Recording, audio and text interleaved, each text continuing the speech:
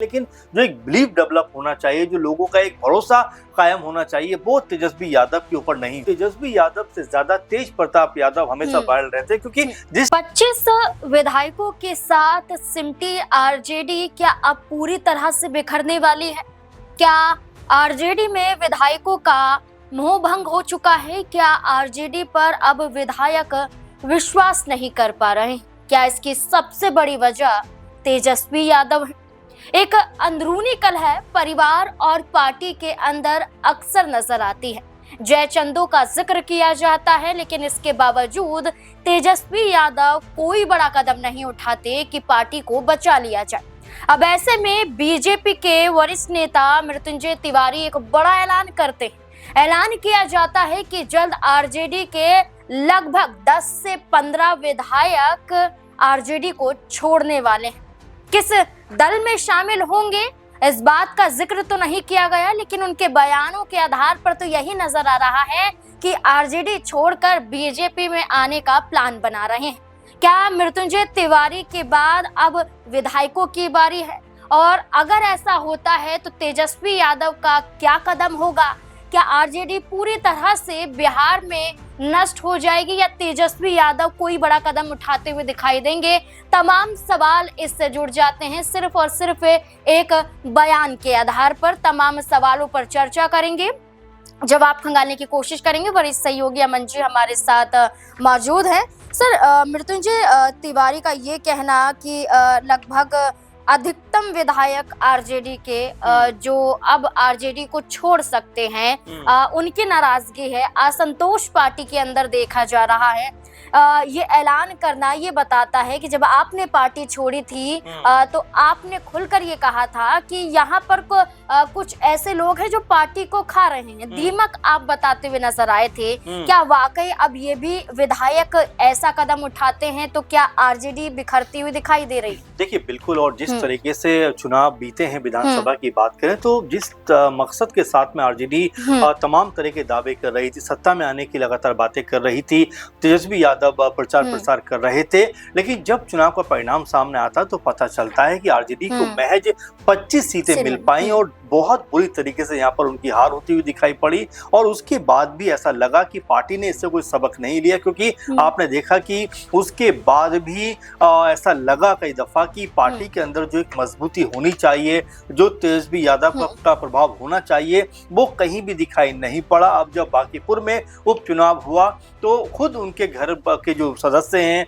जो परिवार के सदस्य हैं, वो प्रशांत किशोर की तारीफ यहाँ पर करते हुए दिखाई पड़े, जिससे ऐसा लगा कि क्या आरजेडी अब अपने मकसद से कहीं ना कहीं भटकती हुई दिखाई पड़ रही है। क्या आरजेडी अब जो पुरानी लालू यादव वाली आरजेडी थी वो अब खत्म होने की कगार पर दिखाई पड़ रही? क्योंकि आपने जो शुरुआत की कि मृत्युंजय तिवारी एक समय आरजेडी के सबसे मजबूत नेताओं में, प्रवक्ताओं में गिने जाते थे, पार्टी का पक्ष जो है मीडिया के सामने रखते हुए दिखाई पड़ते थे, लेकिन बीती महीने यानी जुलाई में उन्होंने पार्टी को छोड़कर बीजेपी को ज्वाइन कर लिया। और उसके बाद में जिस तरीके का बयानबाजी वो कर रहे हैं, जिस तरह की बात को सामने रख रहे हैं, उससे तो ये लगता है कि क्या आरजेडी का अंदर खाना जो है वो आपस में बहुत ज्यादा वहां पर तनातनी की जो स्थिति बनी हुई। क्योंकि अगर मृत्युंजय तिवारी की हम बात पे यकीन करें तो वो कहते हुए दिखाई पड़ते हैं कि 25 में से 15-16 विधायक आरजेडी से टूट सकते हैं और ये जो विधायक है बीजेपी का दामन थाम सकते हैं। तो क्या ये मानकर चला जाए कि यहाँ जो आरजेडी अब तक बहुत ताकतवर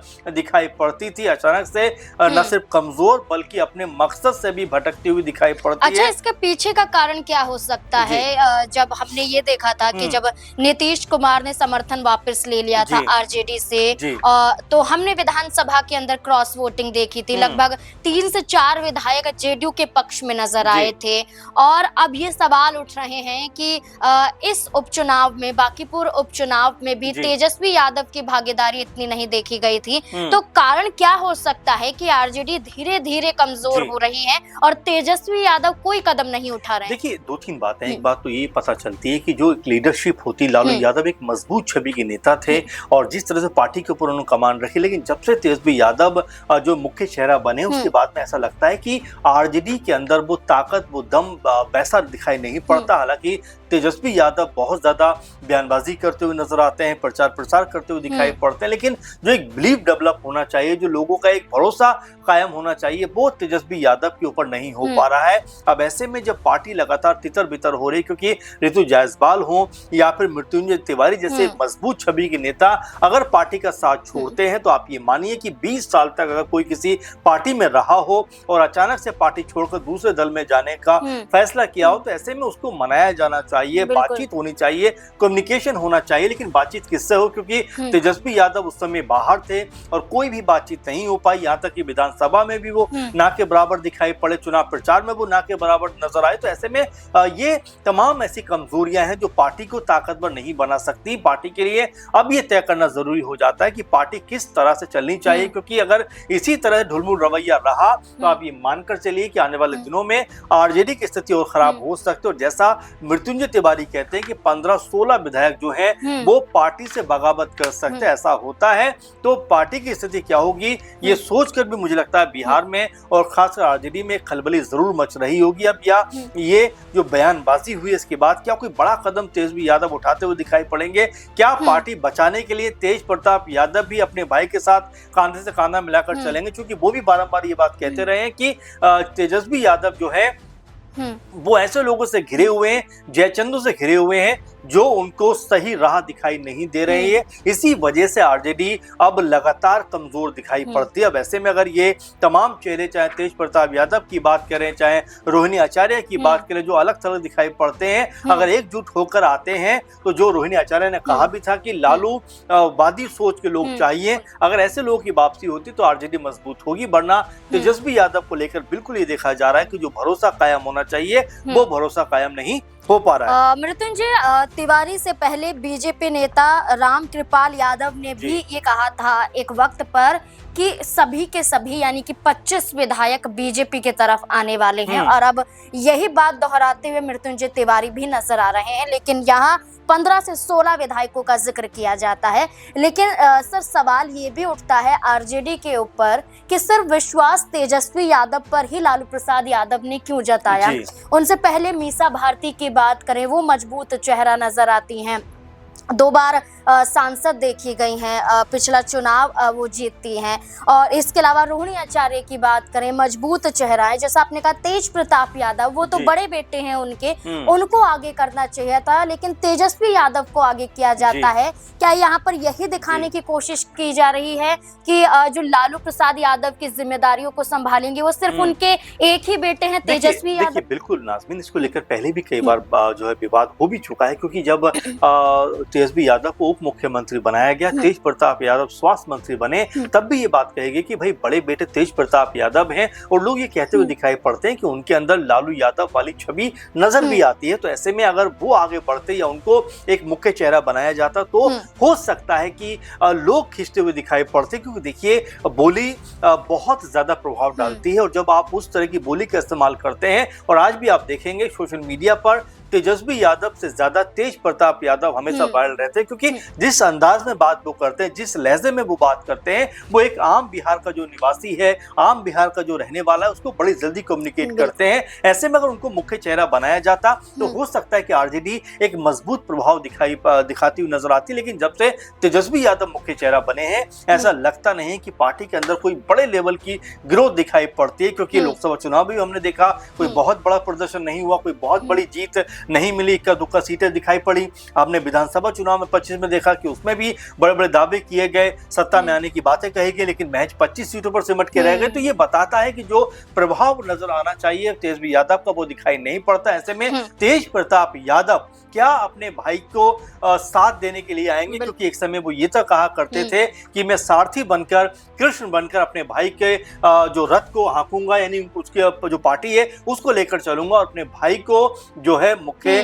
मंत्री बनवा के रहूंगा। इस तरह की बातें तेज प्रताप यादव करते हुए दिखाई पड़ते थे। लेकिन जिस तरह से पूरा मामला उस वक्त बिगड़ा जब उनकी तस्वीरें कुछ वायरल हुई, उसके बाद तेजस्वी यादव और उनके बीच में दूरी आ गई, और उसके बाद से दोनों भाइयों की राह ऐसा लगता है अलग थलग दिखाई पड़ती है। लेकिन जब तक अच्छा सर, आप ये देखिए कि जब एक्शन लिया गया था तेज प्रताप यादव पर, तो ये फैसला लालू प्रसाद यादव का था कि वो पार्टी और परिवार से 6 साल के लिए उन्हें निष्कासित कर रहे हैं। लेकिन अब आप देखिए कि चाहे कोई कार्यक्रम हो या कोई भी फंक्शन हो, तेज प्रताप यादव परिवार से मुलाकात करते हैं, लालू प्रसाद यादव उनके आवास तक पहुंच जाते हैं तेज प्रताप यादव के। तो आप देखिए लालू प्रसाद यादव ने एक ऐलान तो किया था लेकिन दूरी नहीं बनाई, लेकिन तेजस्वी यादव की दूरी दिखाई दे रही। बिल्कुल, और ये बात लगातार देखने को मिल रही है क्योंकि बीते दिनों जब उनका जन्मदिन था तेज प्रताप का, तब लालू यादव उनसे मिलने पहुंचते हैं। तो ये अपने आप में एक बड़ा जो है जो कह सकते हैं कि एक बताया भी जाता है कि देखिए बाप कभी भी अपनी औलाद से अलग नहीं हो सकता, कभी भी जुदा नहीं हो सकता। इमोशन जो है वो उनके साथ में जरूर अटैच रहेगा, और यही बात यहाँ पर भी देखने को मिली जब तेज प्रताप यादव ने भी कहा कि कोई आए ना आए लेकिन मेरे पिता आए, मुझे इससे ज्यादा कुछ और नहीं चाहिए, मुझे बहुत खुशी है। तो ये समझ में आता है कि लालू की जो छवि है वो तेज प्रताप यादव में नजर आती है। वैसे में तेज प्रताप यादव को उतने मौके नहीं मिले, अपनी अलग पार्टी जरूर बनाते, लेकिन पार्टी बनने में भी आपको समय देने की जरूरत होती है। आप चुनाव से 1-2 महीने पहले पार्टी बनाते, उसका मतलब ये नहीं कि आपकी तरफ जो है जन समर्थन उमड़ कर आ जाएगा। ऐसे में आपको समय देने की जरूरत है, लेकिन क्या वो अपनी पार्टी को लेकर आगे बढ़ेंगे या फिर आरजेडी कुनबा जो है वो फिर से एक होता हुआ दिखाई पड़ेगा। और जो तेज प्रताप यादव को पार्टी से घर से 6 साल के लिए निकाला गया है, क्या वो आदेश वापस लेते हुए दिखाई पड़ेंगे? कई तरह के सवाल हैं, क्योंकि तेजस्वी यादव ऐसा लगता है इस पूरे माहौल के अंदर अलग थलग पड़ते हुए दिखाई पड़ते हैं, जो ना सिर्फ पार्टी संभाल पा रहे हैं और ना ही नेताओं को संभाल पा रहे हैं। इसीलिए जो आरजेडी है वो दिन ब दिन कमजोर होती हुई दिखाई पड़ रही है। बिल्कुल, कभी जयचंदो का जिक्र तो कभी दीमक का जिक्र, और बार बार ये कहना कि यही लोग आरजेडी को खा रहे हैं। और इसी बात को दोहराती हुई रोहिणी आचार्य और तेज प्रताप यादव भी कई मौके पर नजर आए हैं। अब ऐसे में जहां सम्राट चौधरी और नीतीश कुमार के नेतृत्व में अपनी अपनी पार्टी की बैठकें हो रही हैं, तो वहीं तेजस्वी यादव मानो बिहार के मुद्दों से गायब नजर आ रहे हैं। वो आरजेडी जो 2015 में लगभग 80 विधायकों के साथ थी, वो आरजेडी अब 25 विधायकों पर सिमट जाती है। कितना बड़ा फर्क नजर आता है। तो ऐसे में तो सोच विचार जरूरी हो जाता है कि कैसे आरजेडी को उसी पायदान पर पहुंचाया जाए जिस पायदान पर पहले थी। अब देखना होगा कि इस बात को लेकर बयान तो जारी कर दिया गया है, लेकिन क्या हकीकत भी ये बयान बनेगा? क्या वाकई जिन 15 से 16 विधायकों का जिक्र मृत्युंजय तिवारी कर रहे हैं, क्या वाकई ये विधायक आरजेडी से अलग हटना चाहते हैं? और अगर ऐसा होता है तो क्या तेज प्रताप यादव या उनका पूरा परिवार यानी कि लालू परिवार एक साथ होता हुआ नजर आएगा? क्या लगता है आपको? इस पूरे मुद्दे को लेकर अपनी राय हमारे साथ जरूर साझा करें। धन्यवाद।